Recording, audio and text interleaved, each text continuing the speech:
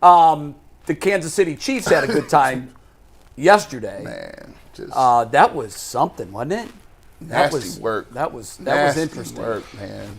Well, let's dive into all of it. We'll start, as always, like we do every Monday, with some shotgun reactions. And our shotgun reactions today are brought to us by FanDuel. You can tackle all the NFL action with FanDuel, America's #1 sportsbook. And right now, new customers can bet $5 and get $150 in bonus bets if that first $5 bet wins. The FanDuel Sportsbook app gives you everything you need to place live bets on the NFL all in one place. So when you get a hunch in the middle of the game, you can check out the latest stats, view live play-by-play, and so much more on the same page where you place your bets. Just visit FanDuel.com/UCSS to join today.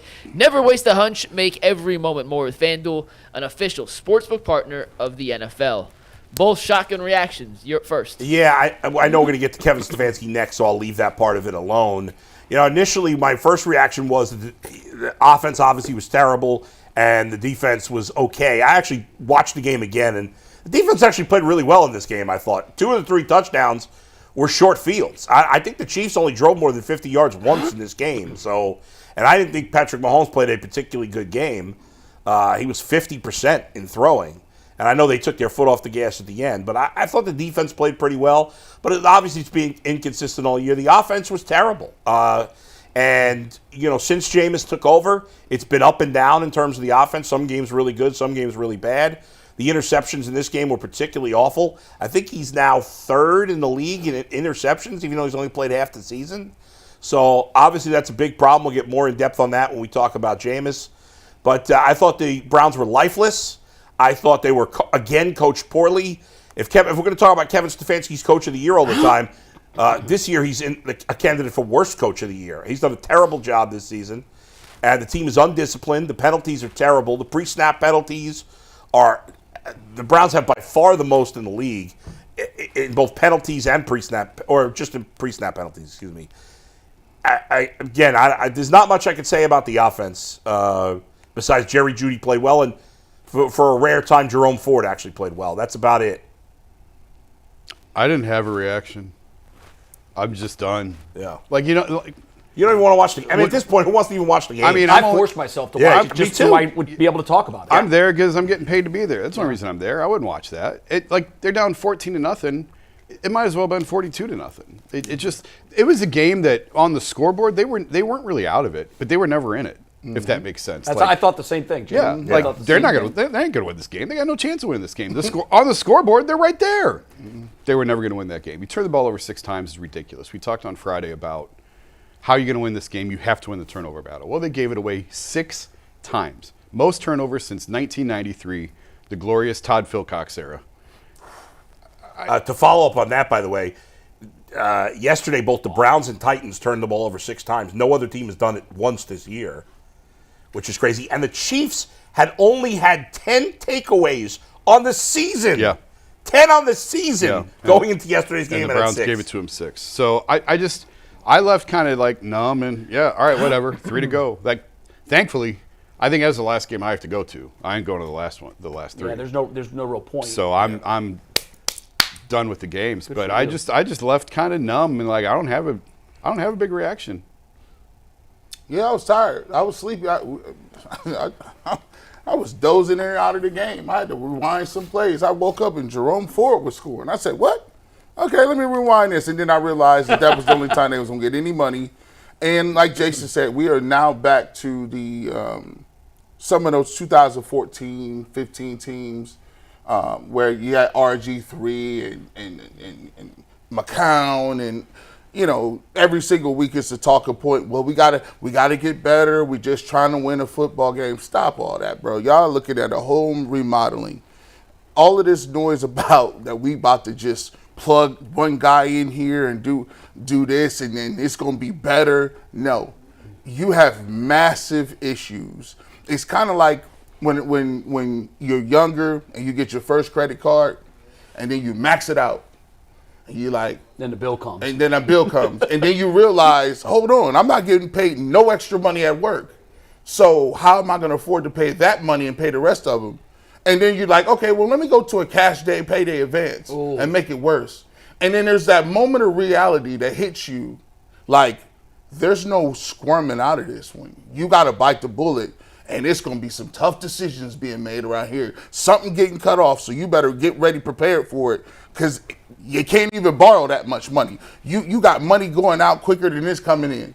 And it's like that with the Browns. I'm sitting there watching the Browns on TV, and it's that cold reality that you don't got a quarterback. And there's not really a great way of getting one. You're old. You don't have playmakers. You second guess whether you even got the right coach or general manager. And the worst part about it, the guys that you thought were the pillars of your organization, they now look regular. Nick Chubb's hurt again. Offensive line is getting older. Myles Garrett is back to being the only playmaker. You don't know what's going on with JOK. And you don't have very many guys you can even hang your hat on and say, yeah, well, at least we got that guy. Man, it's some cold, hard reality going about this thing. And as watching the game, it just dawned on me, like, you need so much, but you ain't even got the capital to even get that much. It's gonna be a long summer, winter, fall. It is what it is. It's like you're trying to dig out of a hole with a broken shovel. You can't get out. There's 3 players that are worth keeping. That's it. Jerry Jeudy, Myles Garrett, and Denzel Ward. See, you see that? That was cold. Because I was thinking the same thing. Who else do you want? The Nick Chubb thing hit me cold last night. I said, it's over. Now, actually, the broken foot might have been the best thing for him staying in a Browns uniform. Right, but I don't see it. Yeah, now, it's Nick Chubb. The foot will heal. Next year, he'll be a year removed from the ACL, which we've talked about. That's a big difference. So he might be in that list of guys. But you said it's a home renovation. It's a teardown. And I don't even know if the lot is worth building a new home on. You did it on top of a dumpster. It's on an Indian burial ground. It's on something that occurs. Now, something hit me yesterday. I don't know. I saw a picture. Somebody sent me a picture of the crowd in the middle of the first quarter. I think it was Mike. Somebody or sent Jason, one. maybe? Jason sent it. I asked about this. Yeah, it was Jason right around picture. kickoff. I was like, Darren sent something too. Like, wow. What's going on? That's it? You're going to build a new stadium with astronomically higher prices and seat licensing fees. And that's what you're drawing? You chase it out, and you're going to chase out all the regular fans. All of the regular, and they're the diehards. Bull. Yep. Mm-hmm. They're the ones that want to go, but you're going to price them out. Yep. And the people that have money are going to be too smart to spend it on that dumpster fire. So, as I was watching the game and sort of just taking inventory of, okay, is this the lowest place that they've been? I mean, I know we had an 0-16. I get that. I said a few weeks ago this is worse. I agree, Jason. So what started me thinking about that was during the course of the broadcast, it was mentioned that 19 of the seasons since the Browns have been back, what is that, 25 seasons? Is this the 25th 25. season? Yeah, that's 25. 19 of the 25, they've lost double digits. I thought, you're right. Yeah, 19. 26. It's 26. Okay. Yeah. 19. That's wild. So a friend texted me this after the loss 2 weeks ago and said, there's 5 ways to categorize franchises. And I wanted to run this by you guys and get what you think. Because I think there's only one answer to this. There's championship, which right now is the Chiefs because they have the crown. Mm-hmm. Then there's contender, and there's a group of about 8 to 10. Mm-hmm. You might be able to extend that. Mm-hmm. Then there's average. Then there's below average. Then there's perennial loser. We are the 5th category of those possibilities. We are perennial loser, probably doormat of the league. Is there a worse franchise over the last 25 years? No, because Detroit's figured it out. Right. They have figured it out. Cleveland By the way, with one of the guys they've figured out with is our old GM. Yeah, I mean, the Jets are right there, but whatever. The Jets are there. You're right. They're right there. Yeah. But I think they've at least gone to 2 AFC championship games in the last 25 years. Yeah. I mean, they've done something. Yeah. They did have the Rex Ryan blip. Yeah. You know how we looked at Indiana football in the Big Ten up until this year? That's Cleveland. That's the NFL. Yeah. I mean, I don't even know if they're that good. I would say if you're going to compare them to the Big Ten, you're going to compare them to Northwestern, or not even Northwestern. Northwestern gets to Rose Bowls every year. I don't know who you compare them to. Purdue. It's Indiana. And so Illinois. What I'm trying to figure out, how do they get out of this? What is the path forward? Yeah. And about the time I'm thinking about that comes a report that we're going to talk about later from Mary Kay Cabot that says the team. I'm not going to be able to say this. You can't say it with a straight face. I can't say this with a straight face. The team is considering bringing Deshaun Watson back to compete for a starting job next year.